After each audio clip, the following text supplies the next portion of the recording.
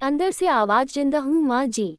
तो फिर मेरी चाय क्यों अभी तक नहीं आई? कब से पूजा करके बैठी हूँ। ला रही हूँ माँ जी। बहू चाय के साथ भजिया भी ले आई। सास ने कहा तेल का खिलाकर क्या मरोगी। बहू ने कहा ठीक है माँ जी, ले जाती हूँ। सास ने कहा रहने दे, अब बना दिया है तो खा लेती हूँ।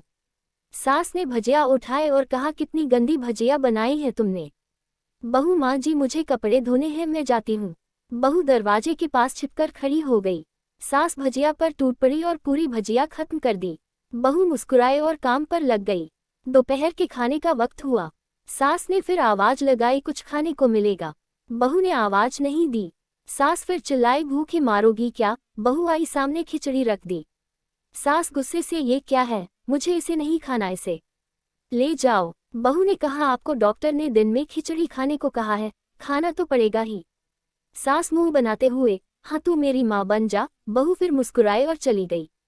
आज इनके घर पूजा थी। बहू सुबह 4 बजे से उठ गई। पहले स्नान किया, फिर फूल लाए, माला बनाए, रसोई साफ की, पकवान और भोज बनाया। सुबह के 10 बज गए। अब सास भी उठ चुकी थी। बहू अब पंडित जी के साथ भगवान के वस्त्र तैयार कर रही थी।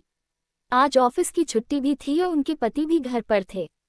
पूजा शुरू हुई। सास चिल्लाती, बहू ये नहीं है, वो नहीं है। बहू दौड़ी दौड़ी आती और सब करती।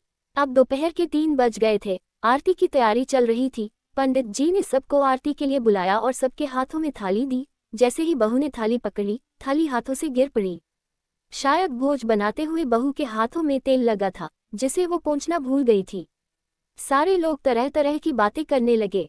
कैसी बहू है, कुछ नहीं आता, एक काम भी ठीक से नहीं कर सकती, ना जाने कैसी बहू उठा लाए। एक आरती की थाली भी संभाल नहीं सकी। उसके पति भी गुस्सा हो गए, पर सास चुप रही, कुछ नहीं कहा, बस यही बोल के छोड़ दिया, सीख रही है, सब सीख जाएगी धीरे धीरे। अब सबको खाना परोसा जाने लगा। बहू दौड़ दौड़ के खाना देती, फिर पानी लाती। करीब 70-80 लोग हो गए थे। इधर 2 नौकर और बहू अकेली, फिर भी वहां सारा काम बहुत ही अच्छी तरीके से करती। अब उसकी सास और कुछ आस पड़ोस के लोग खाने पर बैठे। बहू ने खाना परोसना शुरू किया। सबको खाना दे दिया गया। जैसे ही पहला निवाला सास ने खाया, तुमने नमक ठीक नहीं डाला क्या?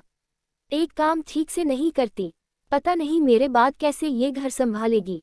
आस पड़ोस वालों को तो जानते ही हो ना साहब, वो बस बहाना ढूंढते हैं नुक्स निकालने का। फिर वो सब शुरू हो गए, ऐसा खाना है, ऐसी बहू है, ये वो वगैरह वगैरह। दिन का खाना हो चुका था। अब बहू बर्तन साफ करने नौकरों के साथ लग गई। रात में जगराता का कार्यक्रम रखा गया था। बहू ने भी 1-2 गीत गाने के लिए स्टेज पर चढ़ी।